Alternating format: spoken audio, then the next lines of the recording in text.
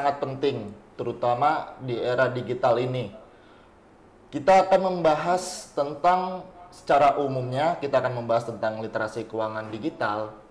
Namun secara lebih spesifik, kita akan membahas tentang waspada di balik klik, statistik kejahatan, transaksi digital, dan cara melindungi diri. Nah, betul sekali Mas Ezat. Nah, untuk membahas hal ini nih, kita udah beruntung nih. Kita sudah ada kedatangan menghadirkan narasumber yang kompeten nih. Beliau adalah praktisi literasi digital dari ICT Watch, organisasi masyarakat sipil yang sudah menginisiasi gerakan literasi digital di Indonesia dari sejak tahun 2002 ya. Nah, mari kita sambut Ibu Putri dari ICT Watch. Selamat pagi Ibu Putri. Selamat pagi Pak Anton, Mas Ezat. Panggilnya Ya. Mbak aja kayaknya. Oh iya, Mbak Kita Putri. panggilnya Mbak aja Iya, kayaknya Mbak Pak. Putri. Halo, selamat Ya. pagi semuanya. Perkenalkan saya Putri Farka, program officer dari ICT Watch. Senang banget bisa bergabung di sini di pagi hari ini untuk sharing-sharing terkait literasi digital dan juga keuangan digital seperti itu. Oke. Ya. Terima kasih sudah berkenan Mbak Putri. Nah, rekan-rekan ASN, Mbak Putri ini adalah lulusan S1 Ilmu Komunikasi dari Universitas Bakri dan sekarang menjabat sebagai program officer di ICT Watch. Sebelum itu, mungkin Bu Putri bisa menceritakan sedikit tentang apa sih ICT Watch itu Oke. dan mengapa literasi keamanan digital itu penting, terutama untuk ASN ya khususnya ya. Oke, baik Mas Ezat, teman-teman mungkin baru, aku panggilnya apa nih ke audiensnya, ibu bapak atau gimana? Ibu bapak Ibu boleh. bapak aja. Atau rekan-rekan ASN. Atau rekan-rekan Oh, ASN. rekan-rekan ASN ya. Jadi rekan-rekan ASN mungkin agak asing ya dengan istilah ICT Watch. Jadi ICT Watch ini sebenarnya lembaga non-profit, Pak, Mas, yang memang bergerak di bidang literasi digital dari tahun 2002. Jadi memang udah cukup lama nih ya ICT Watch jalan bareng-bareng. Nah, di sini nih kita tujuannya sebenarnya adalah untuk meningkatkan literasi digital dari masyarakat Indonesia sendiri, karena kita tahu banget nih internet seberapa masifnya meningkat seperti itu, penetrasinya juga udah semakin luas ke seluruh Indonesia. Jadi itu peningkatan internet itu, penetrasi internet di Indonesia perlu dibarengi dengan adanya edukasi terkait literasi digital. Jadi di sini ICT Watch hadir yaitu untuk mendampingi masyarakat Indonesia supaya apa? Supaya bisa menggunakan internet secara positif, secara bijak itu. Waduh. Itu sih. Jadi Penting sekali tuh ya, poinnya sangat bagus sekali itu. benar, penting Nah, tentunya nggak cuma ICT Watch yang untuk meliterasi masyarakat, ASN juga harus sebagai individu nih yang menjaga data publik juga nih. Betul, penting sekali betul. nih. Nah, ini menyambung tadi dari pertanyaannya Mas Ezat ya. Apa sih sebenarnya kenapa sih ASN ini perlu belajar tentang literasi digital dan juga keamanan digital khususnya ya tadi. Karena balik lagi tadi Pak Anton udah mention kalau misalkan ASN pekerja publik di sini pegang banyak banget data ya, data-data yang memang confidential seperti itu, data-data penting, rencana-rencana strategis dari pemerintah daerah, pemerintah pusat seperti itu. Jadi rasanya penting banget ya untuk belajar tentang keamanan digital, karena memang ya itu riskannya kebocoran data, marak banget kan kebocoran data ini terjadi di mana-mana. Jadi pentingnya itu sih untuk mempelajari keamanan digital supaya bisa menjaga data dan amanah dari publik istilahnya ya, dan juga selain itu juga bisa menjaga diri sendiri dan orang-orang sekitar seperti itu sih. Oke. Nah, selanjutnya kita akan mulai gambaran besarnya dulu ya tentang apa sih keamanan digital, apa sih literasi digital itu, dan landscape ekonomi digital. Sebenarnya yang akan mau saya bahas itu gimana menurut Mbak Putri terkait kondisi ekonomi digital dan fintech di Indonesia saat ini. Oke, baik. Kalau gitu, Tapi sebelum masuk ke ekonomi digitalnya, kayaknya aku mau bahas data tentang internet di Indonesia dulu kali ya. Yeah. Pak, Oh, ya. boleh, Sebelum boleh, masuk boleh. ke, Iya. sebelum masuk ke Sebelum ekonomi masuk ke digital, ini, kita ada baiknya untuk bahas tentang penetrasi internet di Indonesia dulu, karena memang kalau nggak ada internet, nggak akan ada ekonomi digital Iya, tentunya betul, kan. betul. Jadi ini menurut survei dari survei penetrasi pengguna internet di Indonesia itu tahun 2025, APJI selaku Asosiasi Penyelenggara Jasa Internet Indonesia bilang kalau 8/10 orang di Indonesia itu sudah terkoneksi dengan internet, Mas. Jadi itu kalau didatakan, kalau diangkakan itu sekitar 229 juta masyarakat atau orang di Indonesia itu udah terkoneksi. Itu sebenarnya sangat-sangat besar ya, angka yang cukup besar, karena penduduk di Indonesia sekarang berapa sih? Kurang lebih 280 ya, 280-an Iya. juta. Itu kan 229 dari 280 itu cukup besar ya. Jadi artinya Indonesia ini sebenarnya udah terkoneksi, cuma ya itu tadi balik lagi, mungkin banyak yang belum bisa memanfaatkan dengan baik seperti itu. Padahal bisa banget nih internet ini dipakai untuk mendukung atau meningkatkan perekonomian di Indonesia melalui ekonomi digital. Ini nyambung banget sama data dari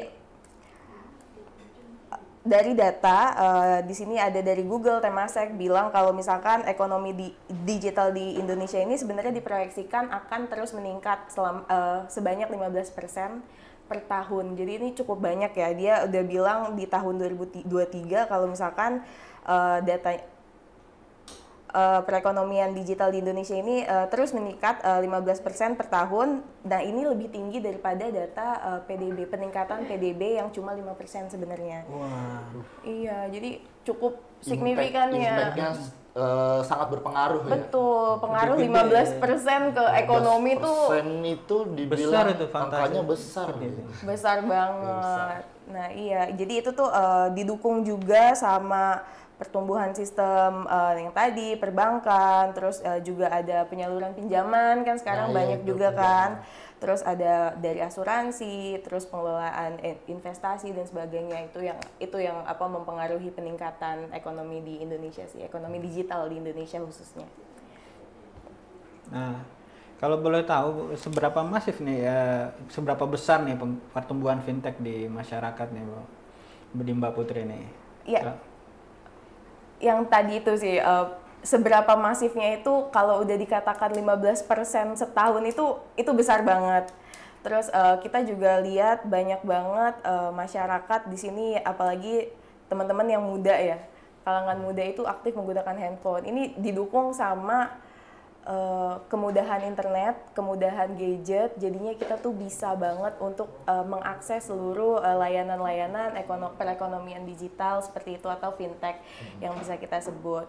Seperti itu sih Pak, jadi kayak karena mudahnya kita mengakses internet, balik lagi mudahnya juga mengakses ekonomi digital sih itu, untuk menggunakan layanan-layanan perekonomian digital seperti itu. Bicara terkait mudahnya kita mengakses internet ya. Ya. Dibalik dengan kemudahan kita mengakses internet sama masifnya penggunaan internet yang tidak bisa lepas dari kehidupan sehari-hari ya, itu ada nggak resikonya, dan resikonya itu seberapa besar bahayanya yang selalu mendampingi kita selama kemudahan penggunaan teknologi itu? Oke, kalau ngomongin tentang resiko tentunya banyak banget ya Mas ya. Nggak cuman, ini kan resiko berkaitan dengan keamanan digital juga, terus keuangan digital juga pastinya banyak banget resiko-resiko yang ada. Salah satu yang paling besar nih sebenarnya ada namanya phishing. Ini kita loncat-loncat dulu aja ya, karena kan ngobrol santai. Ini jadi banyak banget sih kasus-kasus atau resiko-resiko dari keamanan digital maupun keuangan digital yang bisa terjadi sama kita, sama siapapun itu. Jadi salah satunya ada phishing. Mungkin Mas pernah dengar phishing? Phishing sering dengar, cuman mungkin secara awam phishing ini penipuan nih, phishing cuma belum tahu nih apa arti phishing, dan bagaimana cara kerjanya phishing itu ke masyarakat-masyarakat. Oke, jadi phishing ini salah satu bentuk penipuan yang biasanya masuknya melalui SMS, WhatsApp kayak gitu. Jadi banyak banget bentuknya. Satu ada yang dia impersonasi, jadi dia nyamar jadi teller bank atau gimana kayak gitu. Biasanya ngasih info, ngasih link dan sebagainya, kayak rekening Anda diblokir dan sebagainya, segera klik gini. Itu kan Iya, itu orang sering kan tuh. biasanya jadi panik ya Mas ya kalau kayak panik, gitu ya. panik, Jadi terus panik ngeklik. langsung ngeklik. Nah, Iya, itu itu. dengan kita ngeklik itu, cara kerjanya phishing adalah dia akan ngambil data kita, data pribadi kita, bisa juga data finansial kita ataupun akses-akses yang memang ada di handphone kayak password dan sebagainya kayak gitu. Jadi one click itu bahayanya bisa sangat luas gitu, maksudnya sangat, dampaknya itu bisa dampaknya. sangat merentet gitu lah istilahnya. Jadi itu salah satunya ada phishing. Phishing itu jadi triknya ini adalah untuk menghindari phishing harus benar-benar bijak ngecek apa itu nomor teleponnya dia, apakah dia benar-benar orang dari bank atau dari apapun itu. Terus kita juga harus cek link-link yang di-share itu apakah linknya mencurigakan ya, kayak gitu. Kadang kan kalau misalkan kita tahu kalau pemerintahan itu belakangnya .go.id kayak gitu, domainnya kan udah jelas ya, government Indonesia seperti itu.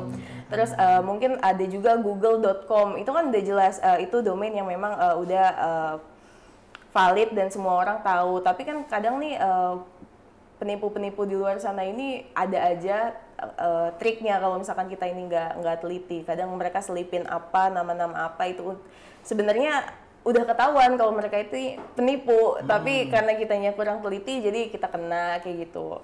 Terus bahkan yang awam yang udah paham pun bisa kena juga. Yang udah paham pun kalau nggak teliti bisa banget kena, Pak. Ini Karena bedanya itu dikit ya. benar, Dikit. Saya juga dikit pernah. banget, Mas. Ada kasus Saya terbaru nih, pernah Mas Izan. dapat Gmail dari Microsoft. Oke. Cuman pas di situ Gmailnya itu saya harus memasukkan ID dan password saya Betul. untuk mendapatkan produk Microsoft. Betul. Sebelum saya tadinya saya itu hampir submit, cuman saya cek lagi ternyata di bagian depan domainnya atau email lah istilahnya itu bukan M, gabungan dari huruf R dan M. Tuh. R dan N. Jadi kalau dilihat dari jauh sekilas mirip huruf M, tapi kalau memang butuh teliti atau di zoom itu ternyata R dan N bukan M. Nah, Itu hampir itu. Nah, rekan-rekan ASN nih Mas Ezat ini untungnya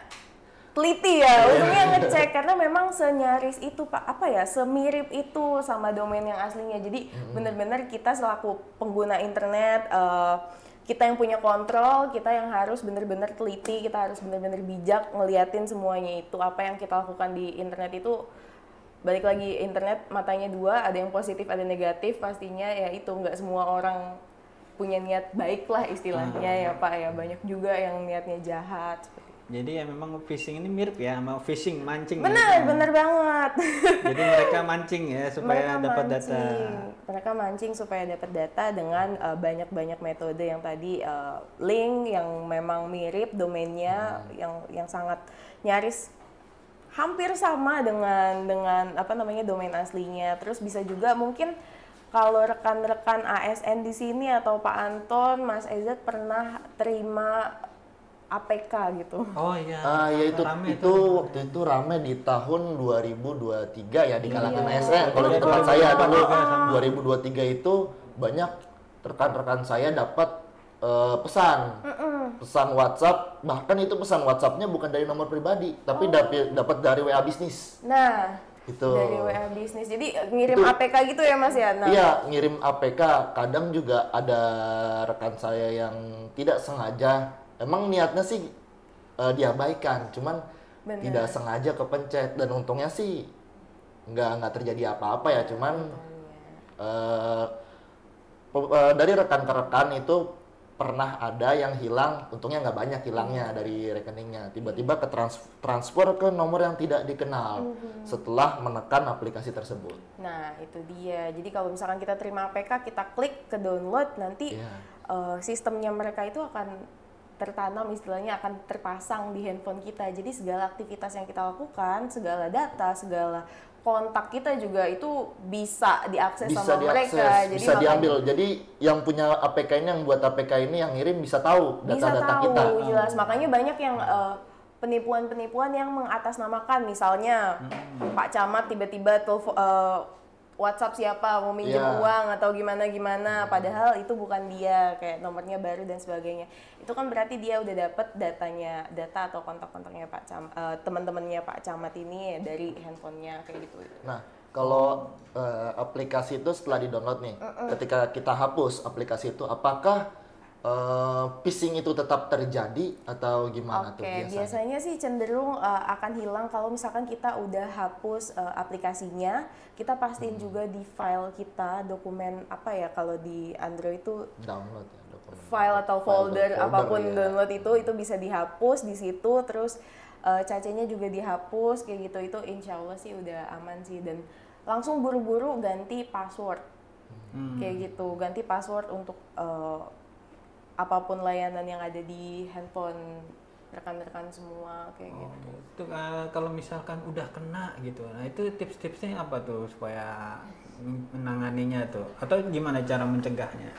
Untuk mencegahnya ini sebenarnya kita harus pertama yang tadi harus bijak, nggak boleh asal klik gitu kan. Untuk case yang phishing ini, tapi kan kita juga bisa kita ganti password secara berkala, Pak. Ganti password secara berkala. Jadi sebenarnya ganti password itu sangat penting. Jadi dianjurkan itu diganti setiap 6 bulan sekali sebenarnya. Tapi kan ya itu problematika orang Indonesia, kami juga kelilingan ke berbagai lokasi di Indonesia, problemnya adalah lupa. Masalahnya ini yang kejadian kan sering akun banyak nih. Iya, akun banyak, password ada banyak, habis itu disuruh ganti-ganti. Biasanya malah berapa akun passwordnya sama semua gitu tuh. Nah, kalau sama semua nanti satu dideteksi sama orang jahat ini, dia udah bisa akses semuanya, apalagi kalau memang emailnya sama kayak gitu. Makanya biasanya untuk password, Pak, passwordnya kita biasanya anjurkan untuk inget bekas atau Bekasi, karena kita dekat Bekasi ya, kayak gitu. Kita harus ada huruf besar, huruf kecil, terus angka dan simbol. Jadi ingat-ingat aja untuk kita bikin password tuh harus ada unsur Bekasi ini, huruf besar, huruf kecil, angka dan simbol. Nah itu harus benar-benar diterapkan, karena sebenarnya kita ada nih kalau misalkan kita mau praktek, kalau misalkan offline ini akan seru banget karena akan banyak prakteknya. Jadi kita ada situs atau website namanya privasi.id, itu punyanya ICT Watch. Jadi kita kumpulin lah segala rujukan tentang keamanan digital, tentang jaga privasi di situ. Terus di situ juga kita ada gimana cara ngecek apakah password yang kita gunakan itu udah kuat. Kayak gitu. Jadi di situ nanti mungkin rekan-rekan ASN bisa coba cek di privasi.id ya. Di situ ada banyak banget tips-tips terkait dengan keamanan digital. Nah itu tadi kalau misalkan kita mau buat password, kita harus ingat unsur Bekasi karena kita dekat Bekasi. Biasanya biasanya kita pakai bekas aja, tapi karena kita lagi dekat Bekasi jadi kita Bekasi kayak gitu. Nah itu besar, huruf besar, huruf kecil, angka dan simbol. Jadi gitu, itu semua unsur harus ada. Tapi mungkin kalau misalkan Pak Anton ini mau pakai misalnya passwordnya sama, boleh aja, tapi nanti mungkin dibedain sedikit, Pak. Kayak ujungnya misalkan ini password Instagram, ujungnya dikasih strip IG, terus nanti buat TikTok dikasih strip apa. Jadi yang penting Bapak tahu passwordnya apa, tapi nanti kode-kodenya menyesuaikan dengan layanan-layanan atau platform-platform yang Bapak pakai gitu kali ya. Sama biasanya pakai ini sih, Pak, password manager. Pakai password manager itu seperti apa tuh password manager? Password manager itu biasanya kami nih di ICT Watch, ini bukan promosi ya, tapi kami biasanya pakai Bitwarden karena memang itu yang tidak berbayar dan cukup mudah diakses ya. Jadi Di sini kita cuma perlu punya satu akun Bitwarden, kita masukin semua password kita di situ, jadi terdata password Instagram apa, passwordnya, akses masuknya apa, terus Google apa, gini-gini. Jadi yang perlu kita ingat adalah password ke Bitwarden itu, Pak. BitLoader. Bitwarden. Bitwarden. Iya. Bitwarden. Bitwarden itu ada namanya password manager. Jadi kita cuma perlu ingetin satu akses ke Bitwarden itu. Bitwarden itu. Jadi kita nggak usah ngapalin semua password yang kita punya yang susah itu ya. Karena saya pun kadang juga lupa kayak gitu kan. Jadi ya udah yang diandalkan adalah password manager. Nggak harus Bitwarden, ada beberapa opsi juga, bisa dilihat di privasi.id, tapi yang personally yang saya pakai adalah Bitwarden. Bitwarden. Terus selain password ada lagi yang gua Selain password ada lagi namanya verifikasi 2 langkah. verifikasi 2 langkah apa Iya, lagi tuh? atau 2FA. Biasanya ini saya pasang di WhatsApp dan di lain-lainnya juga di Google. Jadi ini memungkinkan kita untuk ada proteksi lainnya. Jadi kalau misalkan Bapak mau naik motor nih, istilahnya naik motor, abis dikunci motornya apakah akan dikunci stang atau kayak ya udah kunci tinggal. Oh iya, kalau mau lebih aman pasti Kalau pakai mau kunci lebih stang. aman pasti Biasanya dikunci kunci stang stang. kan, kayak gitu. Jadi ya ini istilahnya verifikasi 2 langkah itu atau 2FA ini memungkinkan kita untuk punya kunci ekstra gitu untuk akun-akun yang kita punya. Jadi kalau misalkan di WhatsApp biasanya nanti dia akan muncul kode-kode secara diminta masukin PIN yang udah kita custom, kita doang yang tahu, kita aja yang tahu. Terus itu nanti akan muncul secara berkala, kadang 1 minggu, kadang beberapa hari. Jadi kita diminta untuk masukin PIN sebelum kita masuk ke WhatsApp kita. Itu untuk mastiin sih kalau yang nge-akses WhatsApp-nya itu kita sendiri, bukan orang lain. Oh, jadi kayak lebih kayak ketika kita masuk suatu web, login betul, Gmail. betul. Biasanya kalau sekarang login Gmail itu misalnya kita udah Gmail ke satu device nih, Betul, HP, kita ya. ingin login Gmail ke laptop. Betul. Nah, ketika kita login Gmail ke laptop, itu biasanya butuh kita milih angka. Betul. Suruh buka YouTube, milih angka. Nah, Betul. itu seperti itu. Betul, itu namanya verifikasi 2 langkah. Jadi itu apa ya? Untuk memastikan kalau yang ngeakses atau masuk di akun itu tuh itu kita sendiri, bukan orang lain kayak gitu. Meminimalisir orang jahat masuk lah, orang-orang yang nggak bertanggung jawab. Biasanya ini kalau misalkan selain itu Mas, itu namanya push notification. Oh, push notification. Ada juga kadang OTP yang masuk via SMS. Biasanya kan atau via kayak WhatsApp, ada kode ya. ini, masukin kode ini. Tapi sebenarnya kalau OTP ini personally dari saya sendiri, OTP ini kurang recommended karena sebenarnya dia pengamanannya itu yang paling rendah. Oh, Jadi TV kalau malah rendah itu ya. Iya, jadi kalau misalkan kita HP-nya, kita kan nggak sadar kalau ternyata HP kita udah diinjek sesuatu Diinjek kayak atau gitu. disadap ya istilahnya. Betul, istilahnya disadap. Kalau misalkan HP kita disadap, dengan kita masuk kode OTP-nya masuk, itu orang yang sadap itu bisa tahu kan istilahnya kayak SMS nih sebenarnya riskan banget untuk di hijack lah gitu. Dibajak. Dibajak kayak gitu sih. Ya, Mbak Putri, kita kembali lagi nih ke tema keuangan digital nih, Betul. tentang transaksi digital. Jadi muter-muter ya kita ya Pak ya.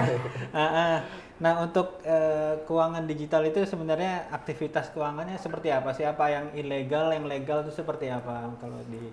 Oke, kalau yang legal ilegal, aku sebenarnya punya data. Ini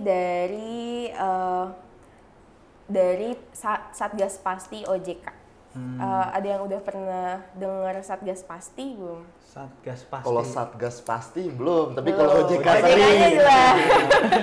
OJK ya, jadi Satgas Pasti OJK ini punya satuan tugas sendiri Pak, yaitu Satuan Tugas Pemberantasan Aktivitas Keuangan Ilegal.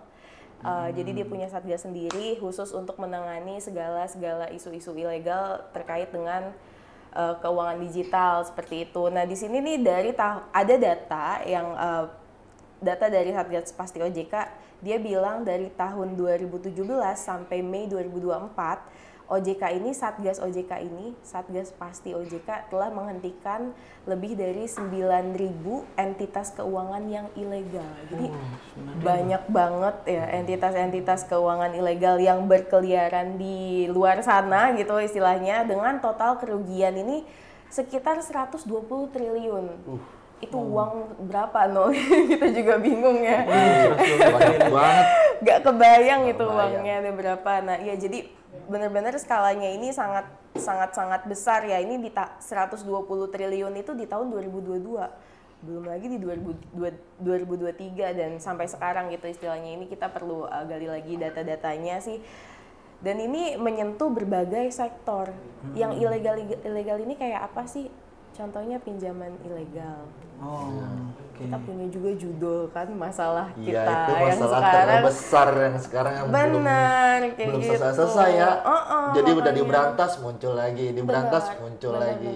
Pinjol-pinjol ilegal juga sebenarnya banyak banget Pak, karena balik lagi tadi diberantas tumbuh lagi. Muncul Nah lagi. biasanya nih situs-situs judi online, situs-situs pinjaman ilegal sekalinya terdeteksi oleh pemerintah, karena kan yang punya punya kewenangan untuk memberantas itu kan sebenarnya pemerintah ya. Jadi sekalinya diberantas mereka ganti nama, ganti domain kayak gitu. Jadi sebenarnya nih bandarnya ya itu dia lagi, cuma kayak ya dia ganti aja. Diberantas tumbuh lagi, muncul lagi. Dia Mati ganti-ganti satu nama. tumbuh 1000 gitu Pak istilahnya.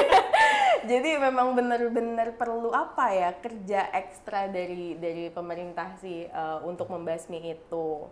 Ini kayak ini apa namanya, pinjol ini kan berarti dia memudahkan sekali sebenarnya untuk sekarang ini kita ya butuh duit ya, cari pinjol ke pinjol gitu. benar. Itu yang ilegal itu gimana tuh membedakannya, apa? Cara membedakan pinjol yang legal atau ilegal. Sebenarnya pinjol itu boleh kok. Pinjol nih boleh, tapi yang membedakan adalah apakah yang layanan yang kita gunakan itu legal atau ilegal. Jadi gimana caranya membedakannya? Tadi biasanya Pak, kita ngomongin yang ilegal dulu kali ya. Yang ilegal nih biasanya masuk dari SMS atau WhatsApp.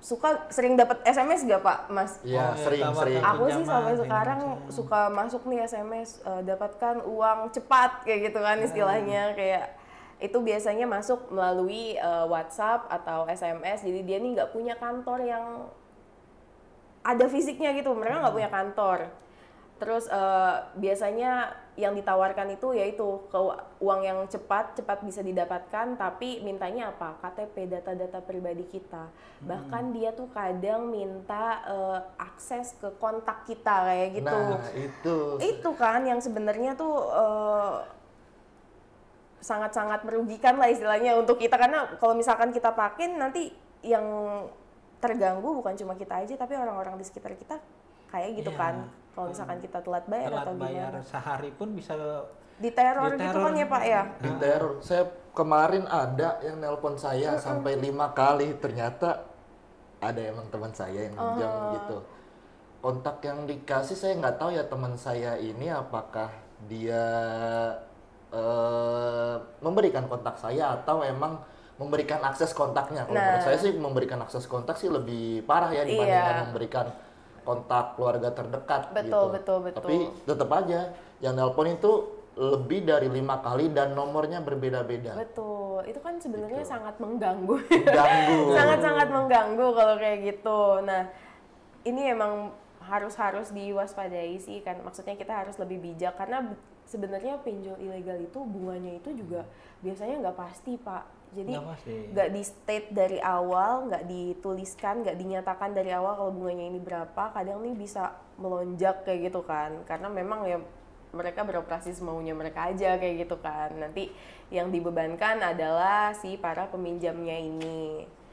Terus biasanya nih mereka ini yang jelas nih, satu hal yang pasti, pinjaman online ilegal ini nggak terdaftar di OJK. Nggak terdaftar di OJK. Jadi OJK ini secara rutin memperbarui daftar pinjaman online yang legal di websitenya mereka, ojk.go.id. Jadi nanti bisa secara berkala dicek kayak gitu. Kalau misalkan mau minjem nih, let's say ada SMS terus kayak oke, kita butuh banget uang ceritanya.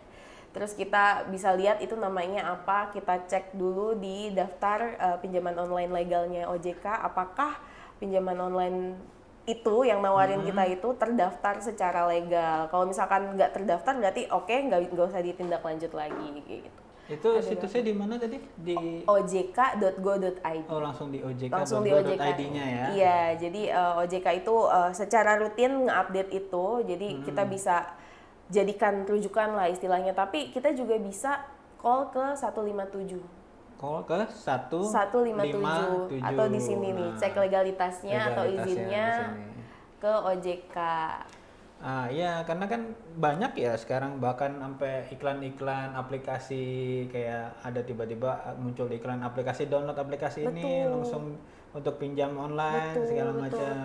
Udah dapatkan dana mudah gitu-gitu kan, tuh banyak tuh. Pinjaman cepat, pinjaman cepat. Kayak gitu. Kan berarti kan nggak terdaftar sih mereka jadinya. Kadang kan kalau WA mungkin kadang kita bisa ragu gitu. Nah, tapi kalau misalkan bentuknya APK, iklan-iklan kadang juga itu. Nah, apalagi itu apakah legal semua tuh? Jelas enggak dong kalau APK kayak gitu. Mungkin kalau aplikasi, makanya kita harus biasakan download atau install aplikasi yang memang terdaftar di Play Store atau Apple Store. Jadi dari kalau Android itu ada Play Store kan. Jadi aplikasi-aplikasi yang memang masuk ke Play Store itu udah diuji lah, maksudnya udah lolos beberapa stages untuk bisa diakses sama orang-orang, untuk bisa di-download sama orang-orang. Tapi kan kalau misalkan dari APK dari WhatsApp misalkan kayak APK yang dikirim dari WhatsApp itu kan kita nggak tahu gimana aplikasinya seperti apa kayak gitu-gitu kan, itu kan riskan phishing juga kan kalau yang APK kita juga nggak bisa nuntut kemana-mana nantinya karena memang karena memang aplikasinya itu ilegal kayak gitu sih Pak. Nah, selain pinjol Mbak Putri, kan yang marak juga ada judi online ya. Seberapa besar sih datanya? Sama kalau dibanding dengan pinjol sama judi online nih, yang paling besar itu yang mana? Gitu. Oke, jadi kalau tadi judi online itu per tahun 2022 total kerugiannya mencapai 120 triliun. Tadi kan itu ya pinjol. kita udah itu Iya, pinjol. tadi, Nah, ini nih ada data Itu juga udah dari lebih besar dari APBD Jakarta. Iya. itu makanya 120 triliun gimana itu uang semua tuh kayak gitu kan. Terus ada juga nih Mas Ezat data dari PPATK per Maret 2024 di sini di state kalau total transaksi judi online di Indonesia ini mencapai 600 triliun. Bisa dilihat yang mana yang banyak tuh. Mana yang lebih banyak nilai uang itu. Itu nilai uang kayak gitu. Wah, berapa tahun Jakarta bayar. Itu dia. Jadi menurut PPATK itu yaitu total transaksinya mencapai 600 triliun dan jumlah pemainnya itu diperkirakan sekitar 3,2 juta pemain gitu. Tuh, terus udah kayak satu kota itu ya, satu kota tuh ya. sedih banget sih sebenarnya ya kalau kayak gini. Terus infonya juga dari Komdigi nih udah memblokir sekitar lebih dari 3.000 rekening yang memang dicurigai jadi pool untuk segala transaksi judi online kayak gitu. Itu udah diblokir sama Komdigi. Untungnya memang pemerintah kita cukup sigap ya.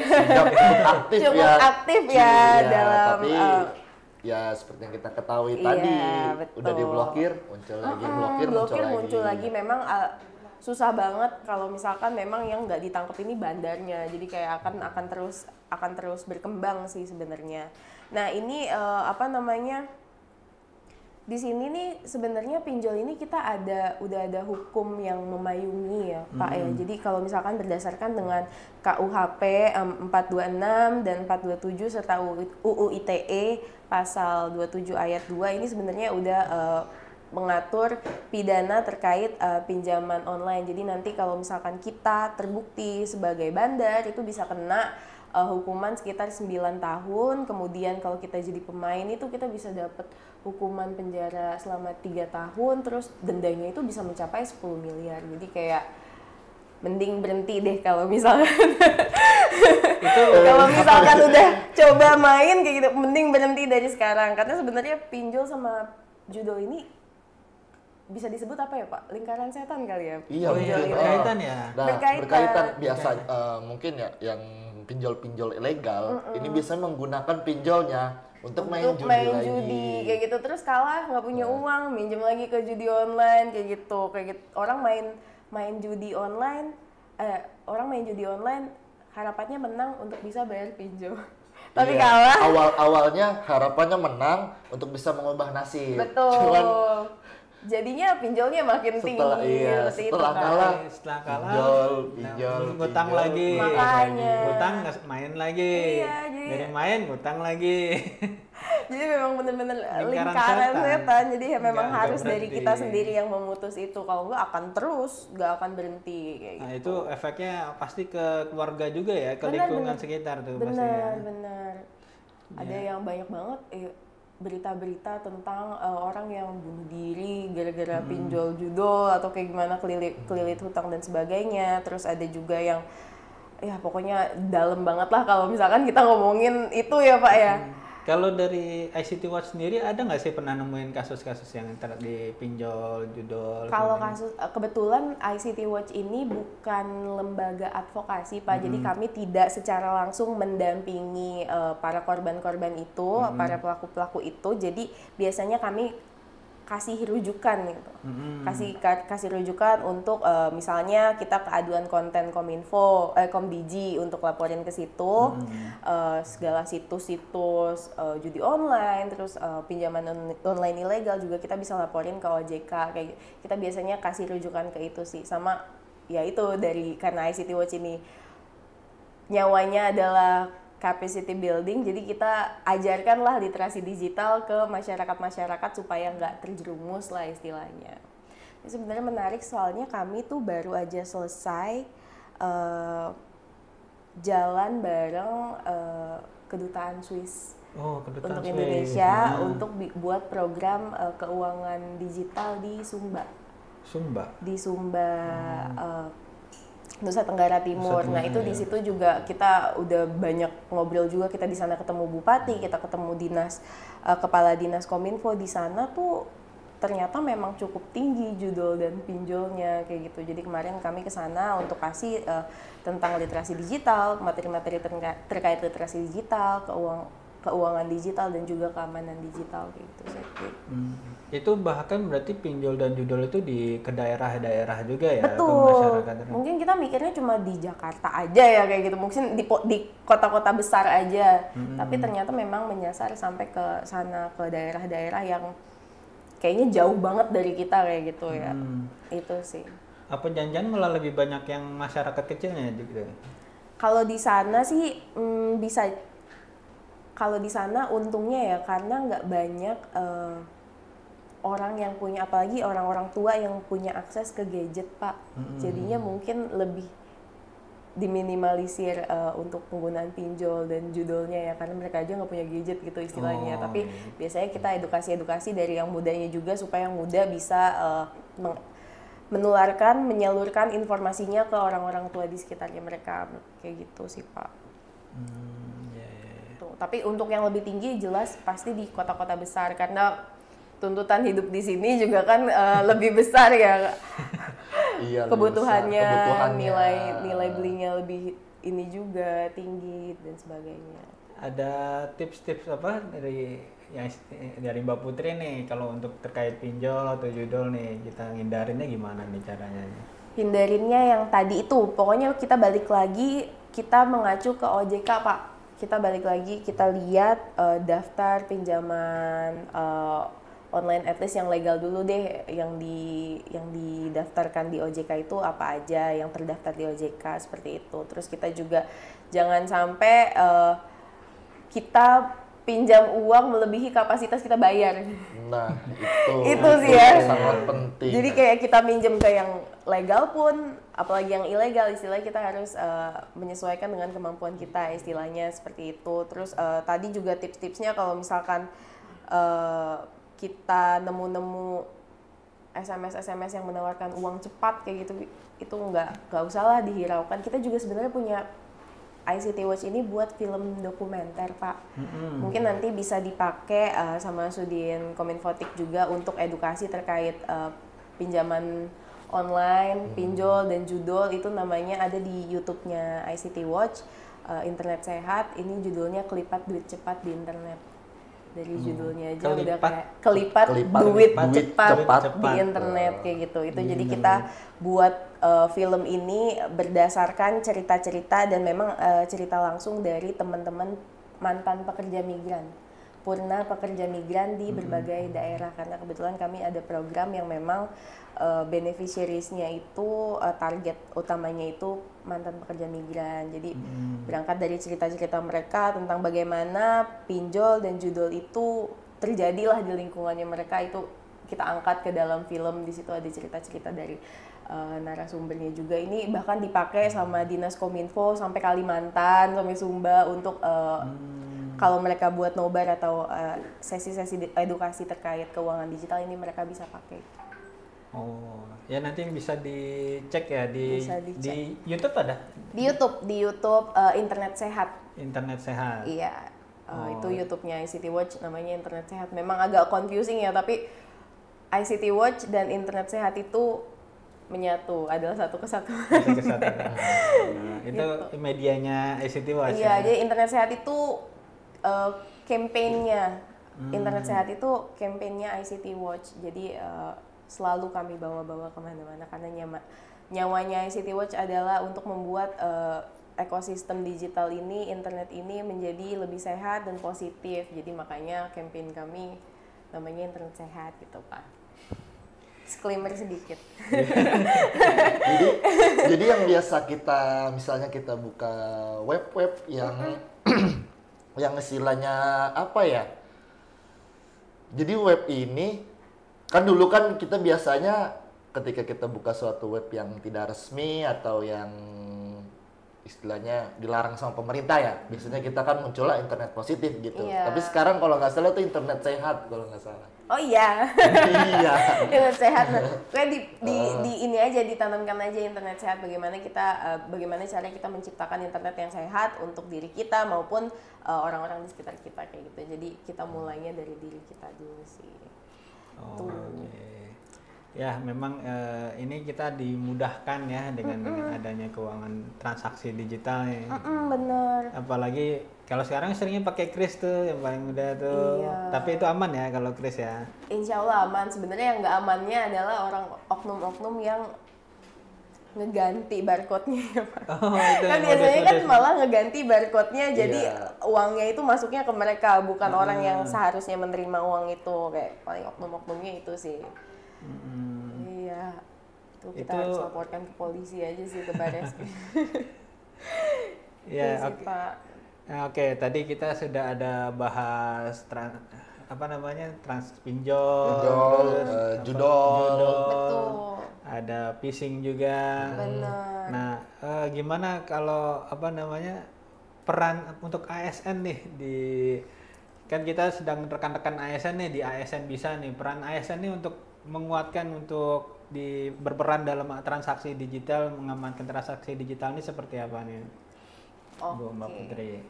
Oke, kalau dari kami sih paling di sini nih ada note juga ASN ini sebagai role model ya, atau sebagai panutan lah istilahnya untuk orang-orang di sekitar, apalagi di bawahnya kan. Kalau misalkan birokrasi itu dari atas ke bawah kan turun, banyak banget akarnya itu panjang ke bawah. Jadi memang harapannya ASN ini bisa menjadi role model dalam mengedukasi. Kita jaga dulu lah diri kita equip dulu diri kita dengan keamanan digital, dengan keuangan digital yang positif seperti itu, supaya nanti teman-teman ASN, rekan-rekan ASN ini bisa mengedukasi juga orang-orang di sekitarnya, orang-orang ke bawahnya, dari timnya sampai ke seluruh sudin lah istilahnya. Di sini kan kita bareng sama rekan-rekan dari Sudin Kominfotik ya. Itu. Terus mungkin ya tadi selain jadi role model, jadi agen edukasi juga, bisa balik lagi sharing, karena sebenarnya informasi apapun kalau kita keep sendiri itu jadinya kurang bermanfaat ya, akan lebih bermanfaat kalau misalkan kita bagikan informasi-informasi, knowledge, segala pengetahuan yang kita punya itu kepada orang-orang, at least orang-orang rumah kita, orang-orang rumah kita, sampai nanti meluas ke yang lain. Terus tadi balik lagi ke statement di awal, obrolan kita di awal, kalau rekan-rekan ASN ini posisinya ini sangat krusial, apalagi dalam menjaga data di dinas ini kan, maksudnya kayak segala data, segala di dokumen instansinya, itu sangat-sangat confidential ya, itu data, apalagi kan data-data penduduk itu sangat-sangat penting, sangat-sangat confidential yang memang harus dijaga seperti itu. Dan ini sebenarnya berangkat juga kami waktu kemarin pemilu Pak, kami bahkan kerjasama sama Google untuk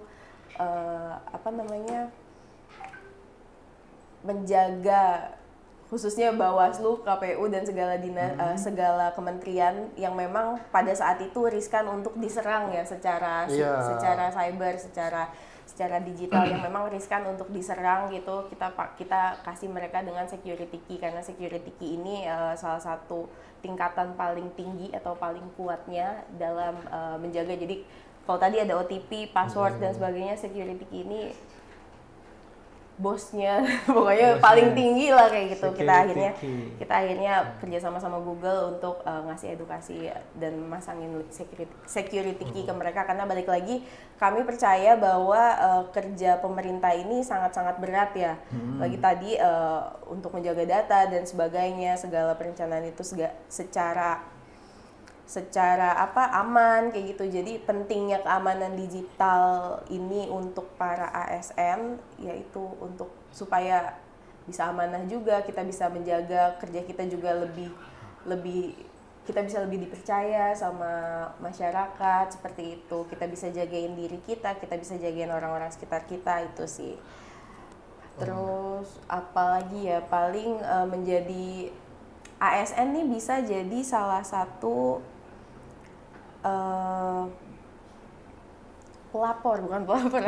early detector gitu. Early detector. Jadi kalau misalkan nanti di sini nih mungkin di sini kalau di Sudin Kominfotik, apakah ada yang ini Pak aktif untuk crawling di sosial media kayak gitu, untuk melihat-lihat, yang ngecek kayak gitu. Deteksi dini. Untuk ngedeteksi dini ini bisa banget nanti segala kejahatan-kejahatan yang berkaitan dengan keamanan digital, tentang keuangan digital itu bisa langsung dilaporkan, supaya nanti teman-teman rekan-rekan ASN lainnya atau masyarakat nggak kena kayak gitu. Jadi kita yang laporkan ke Komdigi maupun kita laporkan ke OJK kayak gitu, supaya bisa segera ditindaklanjuti sama pihak-pihak yang berwenang kayak gitu. Tadi kalau misalkan di OJK itu kita ingetin aja nomor teleponnya 157, karena itu call center 157 itu call centernya OJK. Kita bisa segera hubungi kalau kita lihat pinjol ilegal yang berkeliaran kayak gitu, atau kita juga bisa hubungi Kominfo untuk judi-judi online atau segala konten negatif istilahnya. Itu bisa melalui aduan konten @komdigi.go.id. Pastikan tadi belakangnya itu websitenya, domainnya itu bener ya. Kita harus teliti kayak Mas Ezat. Itu. Apalagi kita kan megang data-data pemerintahan ya, yang mana data pemerintahan itu nggak semuanya itu untuk publik. Betul. Apalagi kan komputer yang kita gunakan itu nggak cuman khusus untuk kerja. Kan kadang kita ketika lagi bosan kita buka web berita atau yang lain-lain kan. Nggak sengaja klik sengaja iklan gitu. Kadang kan kayak kasus yang data center itu. Nah, itu dia. Katanya yang saya baca, yang entah ini valid atau tidak, komputer atau device yang digunakan itu nggak dikhususkan untuk manajemen data center itu sendiri gitu. Jadi sama pegawainya mungkin dibuka web yang lain sehingga rentan terhadap serangan siber. Gitu. Jadi bisa disusupi. Akhirnya itu data kita dicuri dan dikunci gitu waktu itu makanya kasus data center itu. Makanya kita perlu bijak ya Mas ya, balik lagi kita perlu bijak dalam apapun itu. Kalau dulu mulutmu harimaumu, sekarang jarimu harimau. Karena kayak kita salah klik aja dampaknya bisa yang tadi bisa sangat besar seperti itu. Jadi kita harus banyak-banyak kita harus banyak-banyak baca-baca berita juga terkait dengan segala jenis keamanan digital, kejahatan-kejahatan digital yang lagi berkeliaran kayak gitu. Kita harus update juga. Terus paling ini sih jangan banyak sharing gitu istilahnya, kayak kalau kita punya slogan namanya saring sebelum sharing. Saring sebelum sharing. Jadi sebelum kita kan banyak istilahnya kalau Gen Z mah ada kalau Gen Z ini ada oversharing namanya. Oversharing. Jadi sharing apapun itu kan kalau kita sharing itu kadang kan kita nggak sadar kalau ternyata itu data pribadi apalagi, kita atau apapun itu. Ya kadang ada yang tren-tren dulu ya kayak bikin foto KTP itu lebih ke ini Mas, ke flexing. Jadi kita Gen Z ini dalam diri kita nih, kita ini ingin share sesuatu yang bikin ya istilahnya sih bikin teman-teman diri ya, pamer ya. Jadi atau bukti bahwa kita telah mencapai sesuatu. Kita udah bekerja, punya kartu ATM, misalnya kartu ATM BCA prioritas gitu. Terus kita foto gitu atau foto candid dengan ada kartu ATM-nya seperti itu. Itu kan juga data-data dari kartu ATM bisa diambil ya. Benar banget. Sebenarnya ada lagi data-data yang apa ya? Bahkan sesimpel karena banyak rekan-rekan ASN yang mungkin udah jadi orang tua ya Pak ya. Sesimpel kalau misalkan kita sharing anaknya sekolah di mana. Kayak nih anaknya ini lokasi sekolah anaknya dan sebagainya, itu balik lagi nggak semua orang punya niat yang baik. Jadi kadang itu ngasih akses untuk penjahat ya dengan mudahnya bisa nyulik atau gimana kayak gitu-gitu kan. Itu makanya harus benar-benar hati-hati. Jadi kalau kami sih ya balik lagi ke saring sebelum sharing, apakah dengan kita sharing ini akan memberikan dampak positif atau negatif ya ke kita atau orang-orang sekitar kita kayak itu. Terus sih banyak nih tren-tren Gen Z di Instagram apalagi kan yang add foto. Ada lagi ini Mas, nama orang tua kayak gitu, nama ibu kayak gitu. Orang-orang kan kayak kadang nama ibunya bagus mungkin ikut-ikutan di situ ya. Tapi kan nama ibu sangat-sangat penting untuk kita bikin bank. Iya, itu bank, bukan rekening dan sebagainya. Akun, bikin bank. Bahkan kayak pinjol-pinjol di atau apapun itu kan data nama ibu, nama lengkap ibu itu kan sangat-sangat penting. Jadi itu kita balik lagi, kita harus benar-benar jagalah data kita itu. Terus balik lagi tadi harapannya semoga teman-teman ASN bisa lebih bijak dalam ngeklik jarimu harimaumu itu diingat-ingat terus hindari juga kalau bisa pemakaian wifi publik. Sebenarnya wifi publik itu juga jahat tau Pak. Itu bahayanya itu gimana? Bahayanya karena dengan kita ngeakses wifi publik nih, kita kan berarti pakai ininya mereka kan, pakai sistemnya mereka, kita akan masuk ke ini mereka, kita masuk ke sistemnya mereka. Terus dengan kita tersambung ke mereka pas kita buka nih, let's say aku pakai M-Banking, aku pakai wifi public juga untuk buka M-Banking. Terus pas kita login, itu mereka langsung dapat data kita, akses masuk ke M-Banking kita apa. Terus kalau misalkan kita buka-buka dokumen-dokumen yang sifatnya konfidensial atau rahasia kayak gitu, itu mereka langsung tahu kita ngeakses apa kayak gitu. Mereka ini apakah yang punya wifi atau siapapun yang pinter istilahnya, yang sama-sama mengakses itu yang wifi publiknya? Banget sih maksud orang jahat, orang-orang yang tidak bertanggung jawab. Sebenarnya kita semua kan di sini pakai wifi ya, di rumah juga pakai wifi. Kita nggak ngerti tuh gimana ngelihatnya orang akses apa aja kan kayak gitu. Tapi hacker-hacker atau orang-orang yang tidak bertanggung jawab di luar sana itu biasanya ngeaksesnya wifi publik yang banyak diakses orang, kayak wifi bandara. Itu harus lebih hati-hati kalau misalkan kita pakai wifi publik di bandara, karena itu rentan.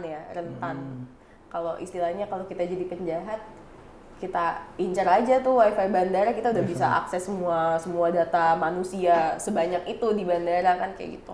Makanya kami tuh menganjurkan untuk tidak buka dokumen-dokumen yang sifatnya rahasia atau data-data pribadi, atau bahkan kita pakai M-Banking, kita melakukan transaksi pas lagi pakai wifi publik itu kalau bisa dihindari aja, karena kita nggak tahu di balik itu apakah ada orang yang jahat atau gimana. Tapi kan balik lagi lebih baik menjaga, Iya, mencegah kayak gitu mencegah. kan. Oh iya, ya berarti termasuk yang kayak wifi di hotel, Bener. restoran, Ya, iya, kafe. di hotel tuh Bener. biasanya Biasanya kita tuh sering ke kafe tuh, Iya. wifi gitu. numpang wifi 3 jam, 2 jam. Itu bahaya juga ya ternyata. Bener hati-hati itu ya. itu bahaya. Sebenarnya nggak apa-apa pakai, tapi ya itu harus dijadikan perhatian untuk tidak melakukan transaksi aja, karena kalau kita melakukan transaksi kita masukin PIN lah istilahnya, kalau misalkan orang jahat ada di belakang wifi tersebut itu bisa dapat akses bank kita kayak gitu. Tuh sih. Lebih baik malah nggak usah pakai wifi publik yang nggak jelas berarti ya. Bener, harus Yang lihat. kita- Kira-kira nih kalau di rumah, kalau misalkan di kafe-kafe yang istilahnya kita kenal nih sama ininya, ya udah kayak kafe-kafe kecil itu cenderung lebih apa ya, lebih safe dibanding tempat-tempat besar kayak bandara, kayak gitu-gitu itu sih, mall itu sih paling. Iya, iya. Ya, berarti memang ASN ini penting juga ya, karena dia sebagai deteksi dini juga harus sebagai contoh role model juga ya di Benar, masyarakat. benar. Ya, mereka yang memegang data masyarakat ya, data Iya, pemerintah data ya. masyarakat, data pemerintah pemerintah. juga harus lebih berhati-hati ya, Harus Pak. lebih berhati-hati. Rencana kerja kan itu Iya. kita harus skip dulu kan kalau misalkan lagi dirancang dan sebagainya.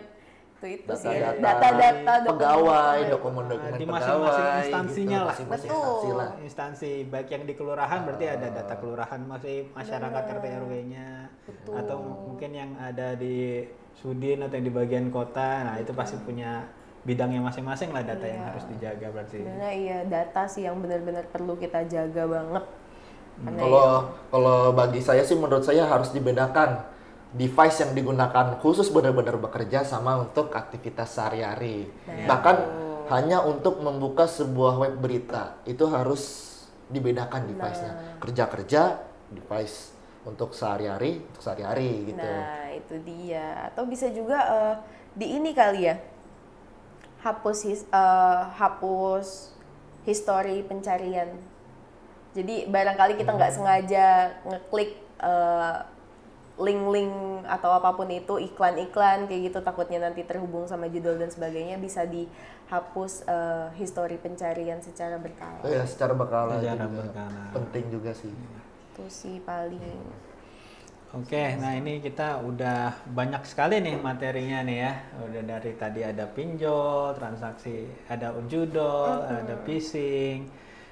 Mungkin kita bisa masuk ke sesi tanya jawab aja ya. Boleh. Nah, ini kita sudah bergabung nih di Zoom nih ya, dengan teman-teman rekan-rekan ASN di Zoom. Mungkin jika ada yang ingin bertanya bisa raise hand atau chat di kolom chat. Untuk pertama kita ambil 3 penanya dulu ya, yang pertama ya. Silakan Bapak Ibu bisa raise hand ataupun chat di kolom chat untuk pertanyaannya.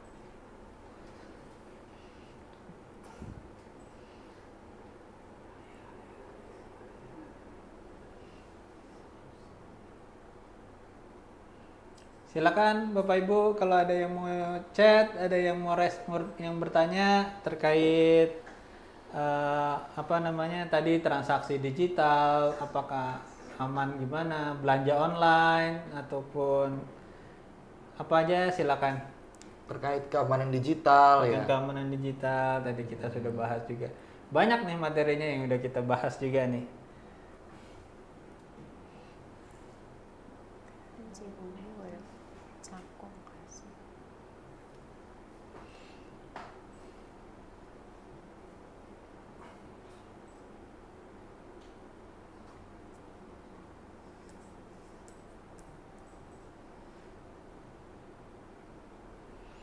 Silakan jika ada yang ingin bertanya.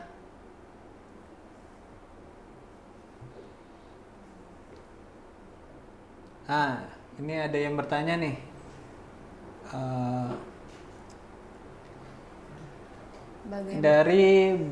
Dari Pusdatin BPSDM DKI. Dari Buflo. Bagaimana menghilangkan data histori transaksi kita ketika menggunakan jaringan melalui WiFi? Ya. Gimana Mbak Putri? Mungkin karena baru satu gak apa-apa, langsung dijawab aja. Langsung dijawab aja Ibu Flo ya. Terima kasih banyak Ibu Flo.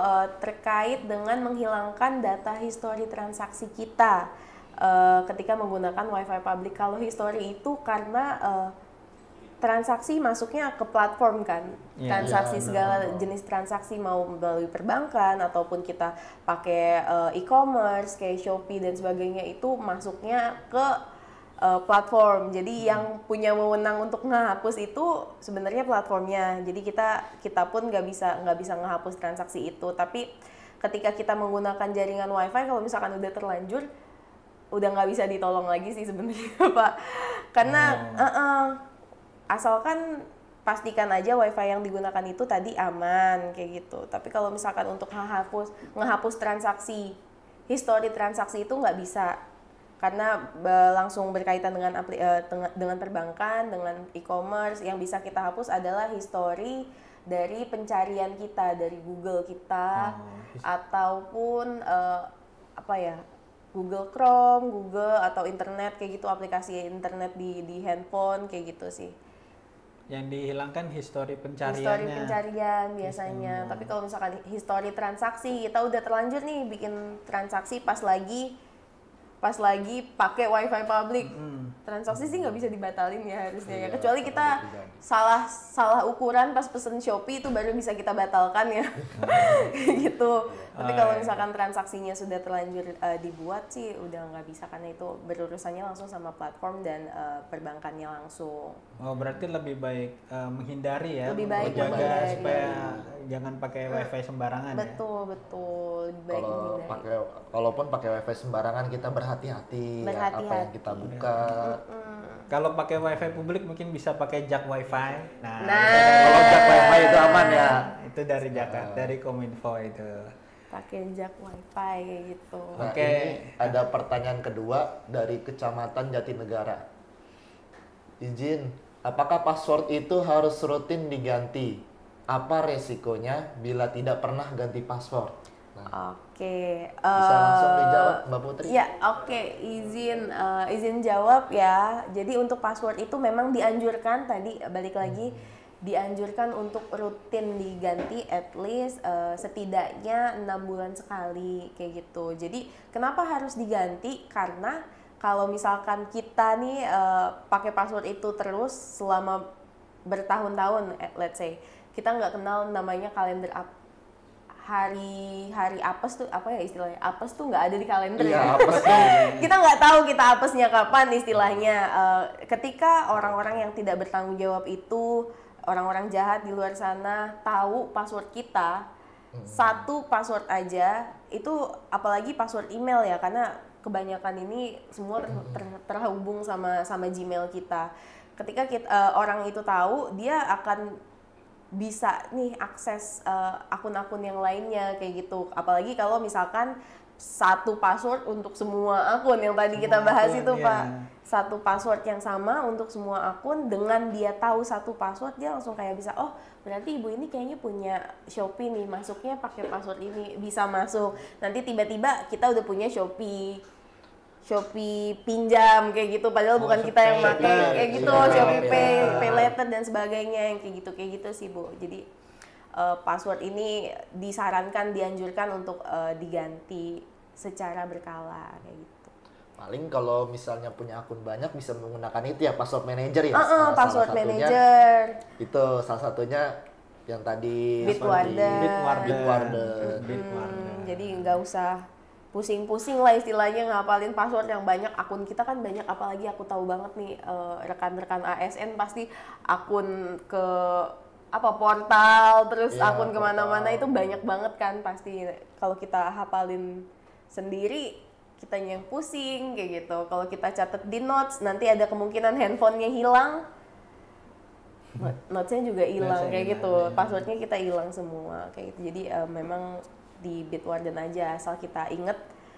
Ini bukan promosi, balik lagi, cuma kebetulan saya pakai itu. Jadi kita pakai password manager aja, jadi kita cuma perlu hafalin satu email dan password yang digunakan untuk masuk ke Bitwarden atau apapun itu. Jadi dengan satu akses itu kita bisa akses semua password kita kayak gitu. Atau mungkin di Google Play Store-nya itu bisa di search gitu password manager apa? Bisa password manager.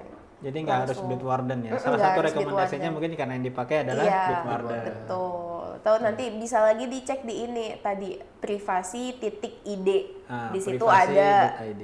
tips-tips cara menjaga data pribadi kita, jaga privasi kita itu punyanya ICT Watch. Jadi insya Allah aman.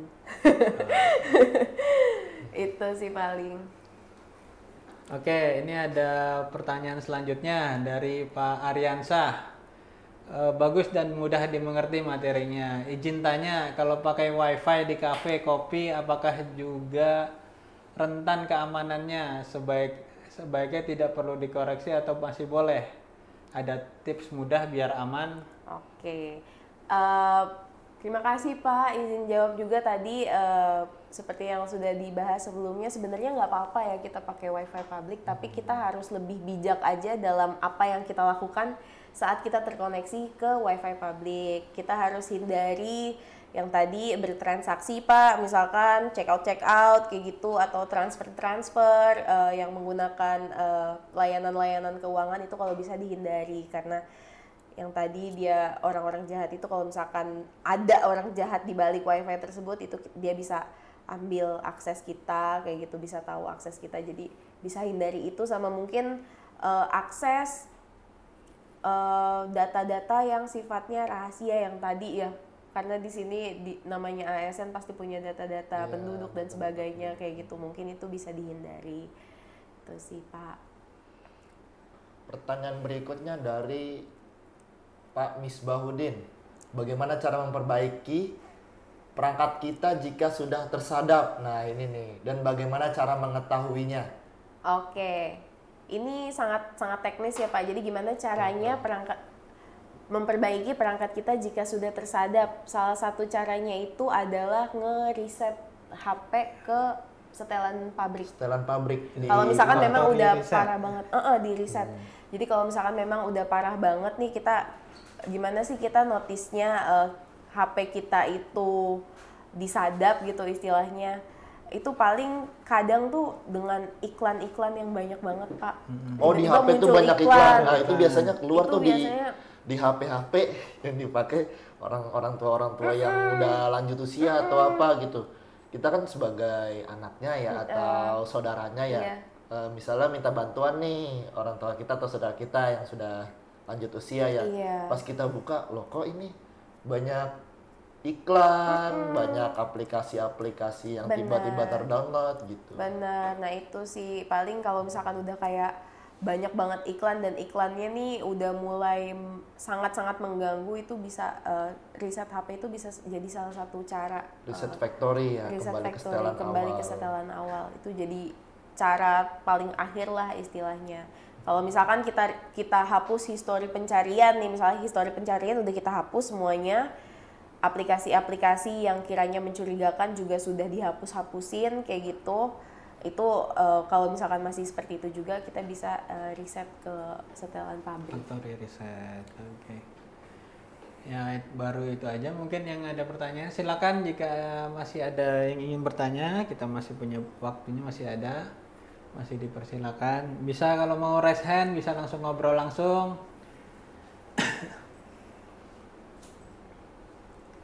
Absen dulu Kelurahan Rawabunga hadir. Ya, adanya absen Kelurahan Rawabunga. Rawabunga.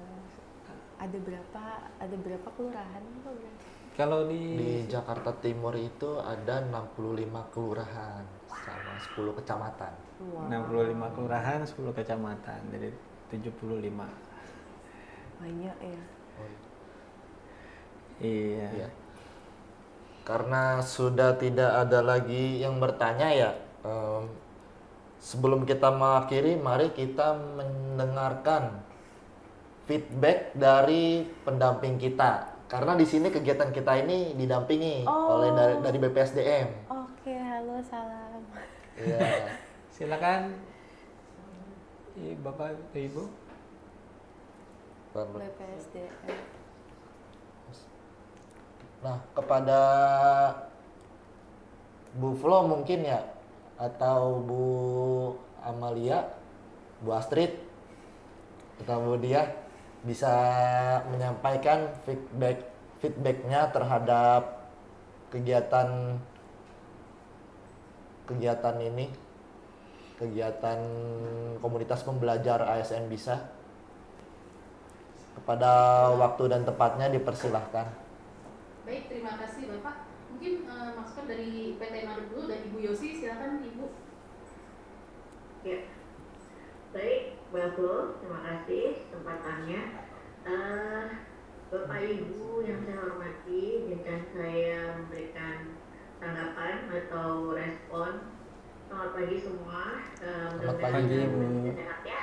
Alhamdulillah. Alhamdulillah. Izin saya buka dengan pantun dulu ya Bapak Ibu. Siap, Bu. Siap, Bu.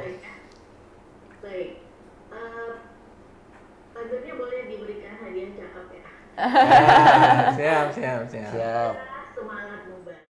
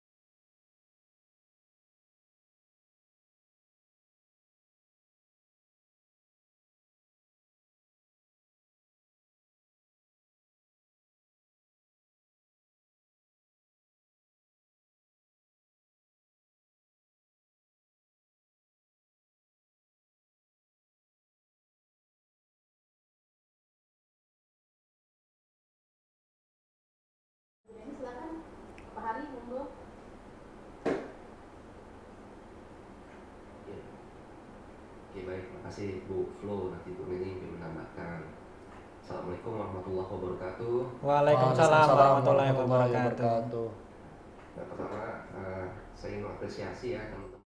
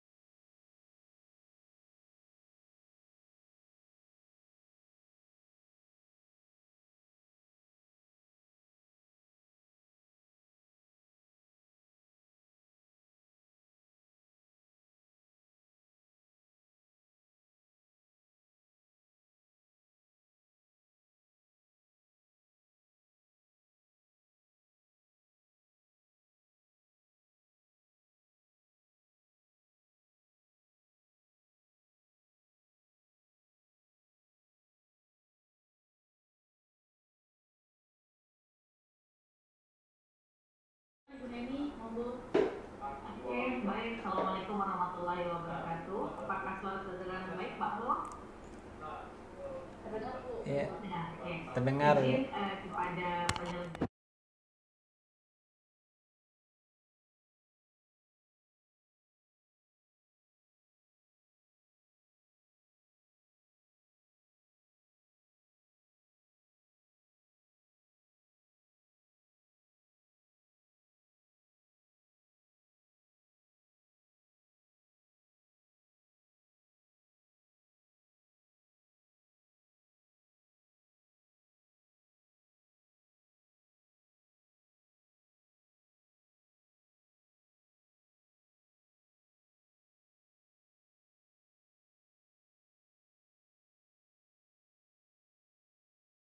Datanya Oke, dari boleh dipaparkan Mbak, sebentar Mbak, biar saya juga Oke. nggak salah memberikan penguatan. Ya, baik. Kalau Sebentar. orang tua, judi online mungkin saya nggak terlalu bergeming ya, tapi ini saya lihat usia anak, usia dini gitu ya, usia dini dan itu dari kalangan menengah ke bawah ya. di halaman Orang 28. yang hidup Yes. di klaster ekonomi menengah ke bawah gitu. Di Ya. halaman berapa? Betul. Oh iya itu dah. Ini Ya, spotlight. tuh. 10 tahun Spotlight, itu ada spotlight for 50.000 everyone. ya. Spotlight for 80.000. everyone. Ya, betul ya Mbak Putri. Izin Ibu, Nah, ini 80.000. karena ini adalah komunitas belajar ya, mungkin saya sedikit memberikan saran kepada wilayah khususnya yang ada di kelurahan ya, kecamatan wilayah Jakarta Timur. Coba kita buat rencana aksi deh ya, sedikit tapi bermakna ya. Karena yang kita lihat manusia. Di kelurahan itu kan ada sekolah-sekolah ya. Nah, jadi ada sekolah-sekolah, boleh dong itu dibuat suatu edukasi tentang data ini ya. Usia 10 tahun mengenal judi online gitu. Ini perlu dilakukan survei atau mungkin kajian atau mungkin melakukan observasi lah ya.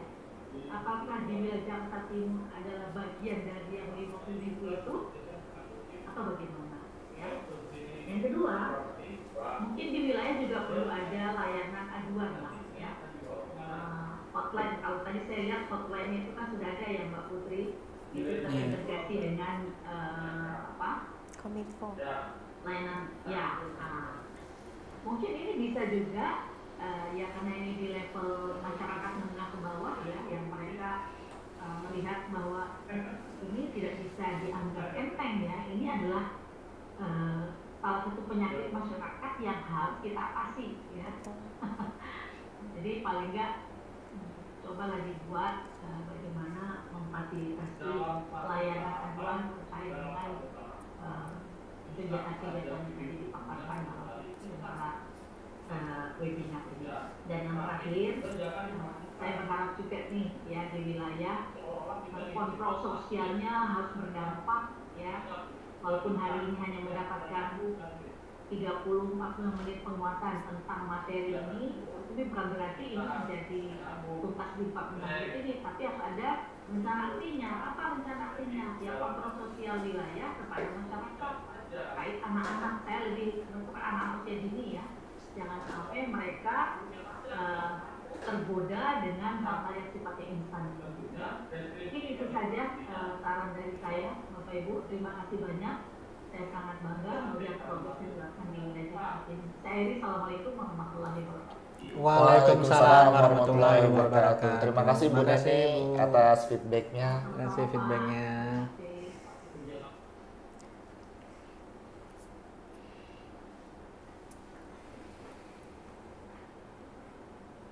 Oke. Ada sambutan lagi dari Bapak Ibu BPSDM? Baik Bapak, terima kasih dan diizinkan bergabung. Selanjutnya kami kembalikan ke Bapak. Silakan Bapak.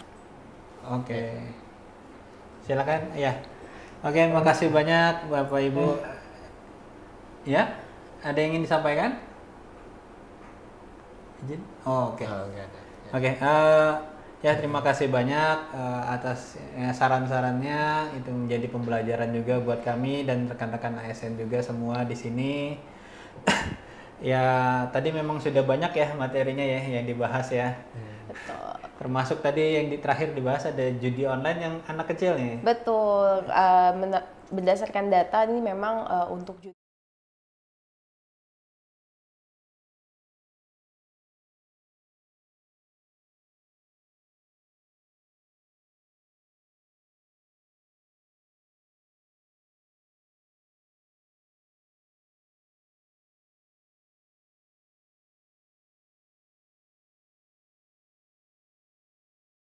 Ringkas tadi ya apa yang sudah kita bahas ya. Tadi bahwa ada bahayanya bahwa di transaksi digital kita bisa mempermudah semua transaksi jadi mudah, jadi tinggal pakai gadget. Kemudian tapi ada bahaya juga, ada pinjol yang bisa ilegal juga, kemudian judol yang jadi lingkaran setan antara pinjol dan judol. Kemudian tadi ada melindungi diri dari phishing ya, jadi memancing data. Kemudian berhati-hati dalam sharing. saring sebelum sharing, sama berhati-hati juga dalam menggunakan wifi publik. Kemudian tadi juga menggunakan password. Iya, password yang kuat. Ingat-ingat apa tuh Pak? Bekasi. Bekasi. Passwordnya pakai Bekasi, besar, kecil, simbol dan angka. Angka dulu. Iya. Angka dulu baru simbol. Oke. Kemudian tadi ada verifikasi 2 langkah. Betul. Oke. Ini dari wifi publik tadi. Nah, nanti bisa aduan-aduan situs resmi kalau untuk yang untuk laporan-laporan ya. Betul. Bisa di aduankonten.id. Iya. Kemudian atau aduan konten @komdigi.go.id bisa juga emailnya. .komdigi.go.id. Kemudian tadi kalau untuk keuangan ilegal bisa cek di ojk.go.id atau di 157 kalau untuk yang pinjol tadi. Betul apakah pinjolnya legal atau bukan ya? Itu bisa dicek semuanya melalui yang tadi OJK. Iya, ini memang udah banyak nih materinya kita bahas nih. Banget ya Pak, nggak terasa ya Pak ya obrolannya dari Iya. tadi Dan ini loncat-loncat tapi Iya. banyak juga yang dan udah ini diomongin. materi-materi yang tidak menurut saya yang praktikal atau nyata gitu, nyata kejadian di kehidupan sehari-hari kita. Iya. Sebenarnya masih banyak banget yang bisa dibahas lagi, yang bisa dikulik dari keamanan digital dan keuangan digital ya. Cuma mungkin karena waktunya terbatas, bisa lain waktu atau nanti dipelajari dari modulnya. Atau kayak mungkin gitu. tadi bisa diakses di mana? Privasi.id. Untuk keamanan digital bisa dilihat di privasi.id. Untuk keuangan digital sebenarnya ICT Watch ini sukanya ngambil-ngambil. Jadi Ya, membuat satu diringkas. rujukan gitu loh Ya, Pak. Jadi kita rujukan. buat ada microsite isinya segala rujukan, segala informasi dan sebagainya. Kalau untuk keuangan digital itu kita ada di s.id/keuangan digital. S.id Garis miring keuangan digital. Ya, itu khusus untuk keuangan digitalnya. Kalau untuk keamanan digitalnya yang tadi privasi.id. Privasi.id. Gitu. Bisa banget dipelajari nanti. Terima kasih Bu Putri dari Mbak Putri ya, Mbak Mbak Putri, Putri dari ICT dari Watch atas materi-materinya sudah berkenan hadir di sini bersama kami. Kebetulan saya warga Jakarta Timur juga, jadi saya senang bisa. Sama-sama di Jakarta Timur juga. Jakarta Timur. Ya.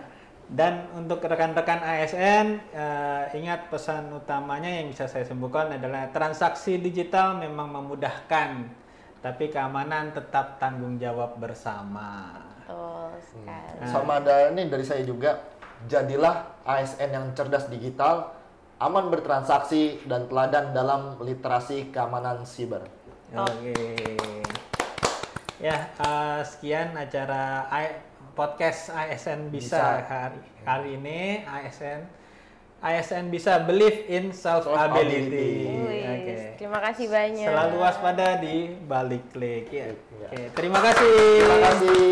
Terima kasih banyak Pak kasih, Anton, Mbak Mas Putri. Eza. Terima kasih, Mbak Putri. Iya. Seru banget, banyak banget Pak sebenarnya yang bisa dibahas nih dari slides ini ya. 60 slides. Di share nggak itu, dibagi nggak ini? Oh, udah di share sama Mas Ari ya? Enggak, Mas Ari nggak share. Jangan ditutup deh, biarin orang download dulu kali. Iya. Ini udah ada mute. Oke, makasih. Mbak Terima kasih Putri. banyak Terima Mas kasih, Mbak Anton, Putri. Mas Eza, ya ampun.